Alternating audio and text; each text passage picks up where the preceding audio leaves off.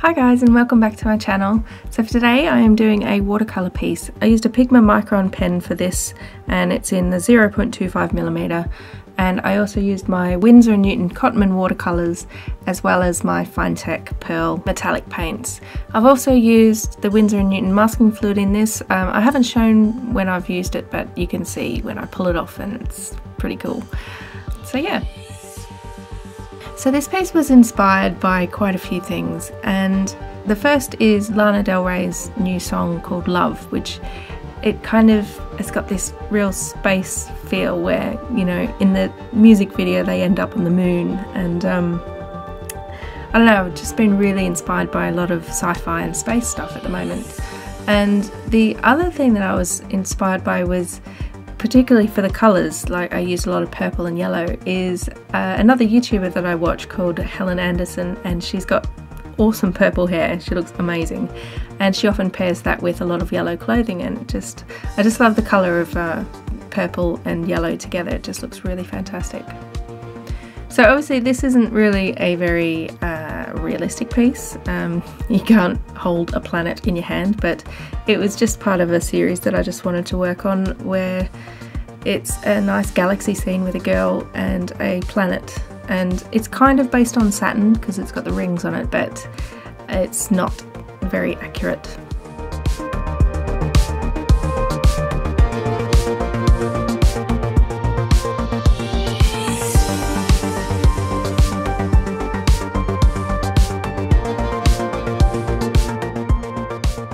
So when I was peeling the masking fluid off, I pulled it up at a right angle to the paper, and that's where you can get into trouble with the paper ripping. And you can see part of her hair actually did rip off, which is really annoying because once the paper rips, the paint gets really stuck into the fibres of the paper, and you can't get a very smooth gradient on that. So that's a bit of a shame that happened.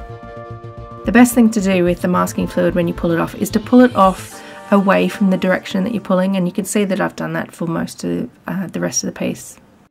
I used masking fluid quite a few times, and unfortunately when you use it on top of paint that you've already done, it can lift up some of the pigment, so I did have to go in afterwards and sort of repaint over those bits. But obviously with watercolours it's very difficult to go over areas without causing a waterline edge, but I think I managed to do it okay. There's quite a few bits in this piece where I wish I could have been a little bit more accurate with the edges of the paint, and also in putting on the masking fluid some of the edges aren't as accurate as I would have liked.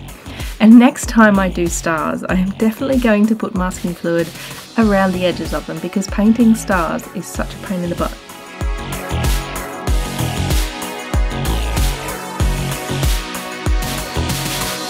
So I didn't use my Cintiq metallic paints quite as much as I really could have. Seriously, I wanted to go nuts with them because they're such amazing colours, but I kept it pretty fine. I just used it on the stars and a little bit in her eye and a little bit around the edge of the planet, but other than that I was quite refrained, I think. And I didn't use any glitter, which is also amazing. Although I did use some of that iridescent medium, the Winsor & Newton iridescent medium. I used that on the stars as well. It's very hard to see though, and I don't think I even twisted the paper so that you could see it glinting, but in person you can actually see it a little bit.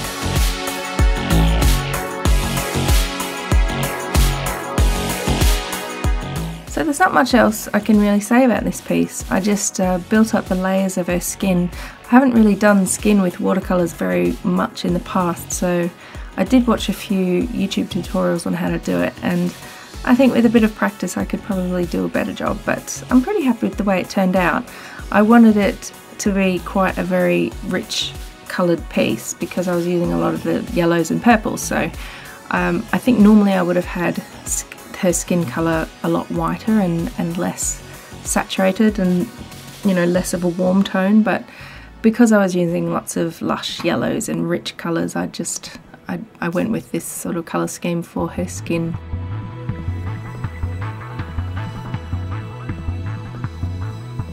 The colours towards the end of the piece do change slightly, but that's just because I was drawing it in a different light. I think it was in the evening with a lamp on, so Yeah, I tried to get it to match the rest of the footage, but it didn't quite match, but it's not so bad. It's not quite different from how it looks in real life, but I just wanted to mention that. Also, the last bit that I did on the piece was to go over my outlines with the same PIXMA Micron pen. Actually, I also used a different pen. I can't remember which one it was actually. It was just a bit of a wider nib so that I could get thicker lines, and I just wanted to tidy those up after all the painting because they get a little bit cloudy and sort of lost underneath all the paint. Yeah, so I did that sort of off camera at the end, and you can see the result of that. It really sort of brings it all back, and I think it really makes her eyes stand out a lot more as well. So yeah, I really enjoyed painting this. So I think that's all I had to say about the piece really. It was quite fun to do. I am really looking forward to doing some others in the series, and I'll be basing obviously the planets on our own solar system, but I don't know, I might go a little bit crazy and do something a little bit out there, because it is sci-fi after all, so might as well make it completely crazy. So thanks very much for watching. If you'd like to see more of these videos, feel free to subscribe to my channel. You can hit the notification bell if you want to find out exactly when I upload. And once again, thanks very much to everyone who watches my channel and subscribes to my videos, and all your lovely comments. I really appreciate it.